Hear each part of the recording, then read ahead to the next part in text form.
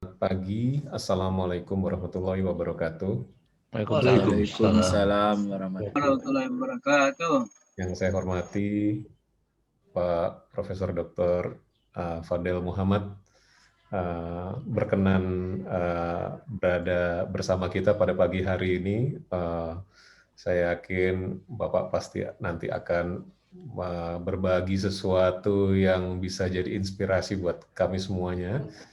Terima kasih juga Bapak Ibu dari LKPP, ada Pak Gatot, Bu Dwi, Bapak Ibu Dewan Pembina YAPI, ada Pak Wim di sini. Kemudian Dewan Pengawas, Bu Dwi. Kemudian ada Dewan Etik juga, Pak Bas. Bapak Ibu sekalian dari DPP, DPD maupun DPC seluruh Indonesia. Alhamdulillah pada pagi hari ini kita bisa berkumpul untuk membahas sesuatu yang sangat keren ya. Ini Pak Khairul yang selalu muncul dengan ide-ide inovatifnya yang ini juga merupakan bentuk dari kegiatan IAPI, Ikatan Ahli Pengadaan Indonesia. Nah, sebelum nanti kita mendengarkan pengalaman atau arahan dari Pak Fadel, perkenankan saya intro sedikit mengenai program kerja IAPI dan sedikit sharing apa yang saat ini didorong oleh IAPI. Apakah Bapak Ibu sekalian bisa melihat slide? Bisa. Ya, jadi Ikatan Ahli Pengadaan Indonesia, ini Pak Fadel, kami sudah berdiri sejak dari 2008. Kami latar belakang juga bermacam-macam, ada latar belakang dari pemerintahan, dari swasta, maupun instansi-instansi lain yang punya visi dan misi yang sama untuk meningkatkan kapabilitas dan kemampuan di dalam mengelola pengadaan barang dan jasa. Nah, mungkin kalau kita hanya melihat pengadaan, kesannya itu maknanya sempit, tapi makanya pada pagi hari ini saya ingin sharing dulu. Ini ada sebuah tren yang saat ini sedang terjadi. Ini adalah hasil dari survei di salah satu lembaga survei terkemuka di Eropa yang mencoba melihat adanya pergeseran peran di dalam fungsi pengadaan barang dan jasa, di mana dulunya fungsi pengadaan itu hanya sebagai pembeli, tukang beli, ya. Dan apa yang dia lakukan, yang penting saya beli sesuai dengan aturan yang ada, supply assurance, gitu ya. Kemudian berkembang bahwa fungsi pengadaan itu sekarang jadi negosiator. Nah, bukan sekedar beli, tetapi ada sebuah target kinerja yang dilihatnya dari sisi harga. Ya. Jadi kita mendapatkan barang dan jasa yang tepat dengan harga yang terbaik. Jadi ininya harga. Berkembang lagi, ternyata harga itu lebih ke konteksnya jangka pendek. Lebih ke jangka panjang, fungsi pengadaan itu perannya bukan sebagai negosiator lagi, tetapi sebagai pengendali biaya di organisasi kita. Nah, ini shifting yang tadinya mencari harga terbaik menjadi mencari biaya yang terbaik selama umur ekonomis, kita mengenalnya sebagai TCO, ya, Total Cost of Ownership. Nah, ternyata ini juga berevolusi juga peran pengadaan yang tadinya negosiator, cost control, sekarang dia sebagai konsultan. Ini menarik nih. Orang pengadaan jadi konsultan sebagai spend and budget consultant, di mana banyak inovasi-inovasi dari pengadaan yang nanti lebih ke konsolidasi, standarisasi, dan segala macam, yang membutuhkan pengelolaan demand, pengelolaan kebutuhan. Jadi kan yang butuh barang dan jasa user. Nah, sekarang orang pengadaan itu jadi konsultannya user. Nah, itu dia fungsi pengadaan sebagai spend and budget consultant and relationship manager. Jadi menyatukan eh, para pengguna barang dan jasa sehingga bisa dimaksimalkan value yang didapatkan dengan mengelola kebutuhan dengan lebih baik. Berkembang lagi, kalau tadi orang pengadaan mendekat ke user, ke depan orang pengadaan itu menjadi business advisor. Buat siapa? Buat C-level, buat level pimpinannya organisasi. Kenapa? Karena fungsi pengadaan juga delivering value for the organization, entah itu organisasi pemerintah maupun swasta. Nah, ini terjadi tren seperti ini, dan fokusnya adalah itu tadi, pengadaan harus deliver value. Kalau di sini kan value yang pertama yang paling di bawah compliance, setelah itu harga, setelah itu biaya, setelah itu standarisasi kebutuhan. Di atas itu berbicara organisasi. Jadi bagaimana pengadaan fungsinya sangat strategis menentukan bagaimana kinerja organisasi. Ini sebenarnya sebuah fenomena yang sebenarnya di Indonesia tidak asing. Karena di Indonesia sebenarnya kalau menurut saya sudah mulai agak ke atas, cuman dilihatnya lebih terbalik. Jadi di Indonesia banyak sekali, sebenarnya nggak cuma di Indonesia sih, di beberapa tempat, bahwa kinerja organisasi itu pada saat jelek, seringkali yang jadi kambing hitam adalah pengadaan. Wah, ini pengadaannya lama, pengadaannya ribet nih, makanya target saya tidak tercapai. Gitu. Apa yang kita lihat Bapak Ibu sekalian? Sebenarnya kalau kita balik, artinya semua orang mengakui bahwa peran pengadaan penting.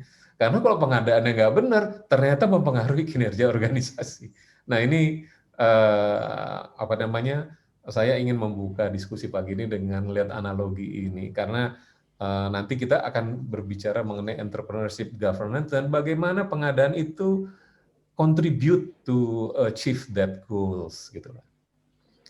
Nah, beberapa tahun lalu saya bersama teman-teman LKPP pernah membangun sebuah konsep pengadaan modern, di mana karakteristik pengadaan modern itu pertama ya harus deliver value, dan karakteristik pelaku pengadaan ya, fungsi pengadaannya itu scoper istilahnya ya, di mana nomor satu itu strategik. Jadi pengadaan meskipun fungsinya adalah supporting di organisasi, tapi supporting yang strategik. Apalagi kalau kita melihat nilai yang dipertaruhkan dari pengadaan barang dan jasa itu cukup besar ya. Harus kolaboratif, berorientasi kinerja, harus proaktif, dan menjadi learning organization.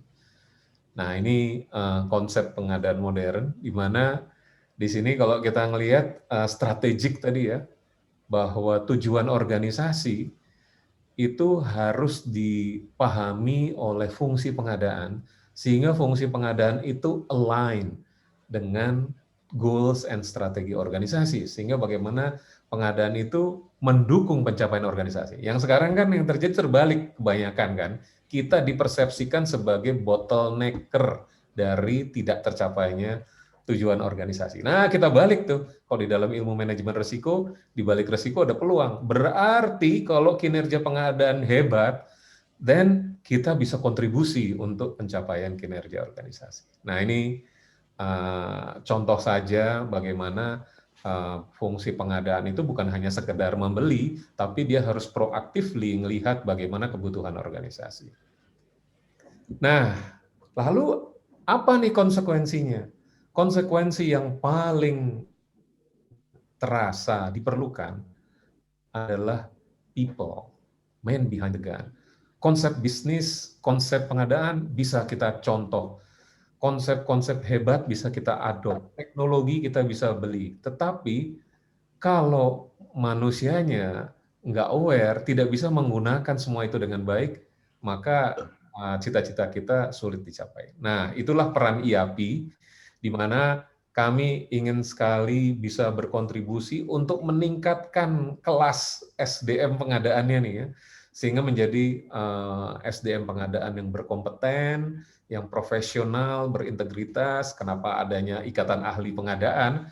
Karena kita ingin pengadaan itu juga menjadi sebuah profesi yang punya kelas, yang punya kemampuan untuk berkontribusi besar, gitu ya. Ya, tadi saya contohkan bagaimana pengadaan berkontribusi untuk organisasi, tapi sebenarnya bisa lebih dari itu. Bayangkan kalau kita agregasikan nilai pengadaan pemerintah, BUMN, K3S di Indonesia, dahsyat. Bahkan saya sering bilang, kalau Indonesia dulu punya sumber daya alam yang hebat, sekarang mungkin Indonesia juga punya SDP, apa tuh? Sumber daya pengadaan. Kenapa? Karena nilai pengadaan yang digunakan setiap tahun tuh dahsyat sekali, ribuan triliun. Dan kalau ini bisa dikelola, bisa diatur sedemikian rupa, itu bisa berkontribusi, bukan hanya sekedar kita dapat barang, tapi kita bisa menghidupkan perekonomian, kita bisa membesarkan UMKM, kita bisa membesarkan vendor-vendor lokal, yang tadi hanya bisa bersaing lokal, bisa bersaing nasional, habis itu bisa bersaing secara internasional. Nah, itu konsep pengadaan berkelanjutan yang saat ini Bu Dwi sedang kembangkan. Nah, itu mungkin tema-tema pengadaan yang strategis yang kita perlu kembangkan, dan ini yang kami di IAPI, kami komit, di samping kami juga membantu orang untuk mengeksekusi pengadaan secara operasional, kami juga ingin bisa mendorong untuk melihat pengadaan dalam konteks yang lebih strategis, tidak hanya di organisasi, bahkan di level nasional. Nah, ini contohnya saja dalam konteks tadi pengembangan SDM, kami punya LSP Pengadaan Indonesia. IAPI mendorong berdirinya LSP Pengadaan Indonesia, lembaga sertifikasi profesi. Kami punya beberapa skema-skema sertifikasi, teman-teman di sini juga yang merintis ya.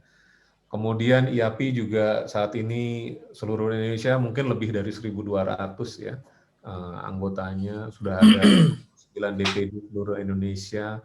Kami juga punya lembaga pelatihan pengadaan, kami punya lembaga sertifikasi profesi. Nah, inilah mungkin pilar-pilar yang ada di IAPI dengan program kerjanya, di mana kami ingin mendorong terciptanya profesionalisasi ya.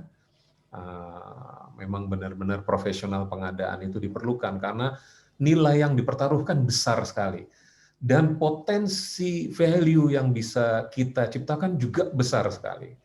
Kita juga dalam rangka itu kita membangun networking, baik itu dalam skala nasional maupun internasional ya, untuk memperkuat ya, karena kami yakin kami tidak bisa jalan sendiri, tapi kalau kita bersinergi, berkolaborasi, ini bisa mendeliver sesuatu yang lebih impactful ya. Kami juga secara rutin seperti pada pagi hari dalam rangka untuk mensosialisasikan tren-tren ilmu, pengalaman, sharing pengalaman. Seperti pagi ini kami bahagia sekali bisa kehadiran Pak Fadel untuk mendengar mungkin pengalaman beliau yang mungkin bisa kita replicate, bisa jadi inspirasi kami untuk membuat program-program inovasi yang lebih baik ke depan. Mungkin itu saja dari saya untuk pembuka. Saya yakin nanti Pak Fadel dan Pak Khairul punya paparan-paparan yang lebih menarik. Dan dengan mengucapkan Bismillahirrahmanirrahim, kita buka acara webinar pada hari ini. Terima kasih. Assalamualaikum warahmatullahi wabarakatuh.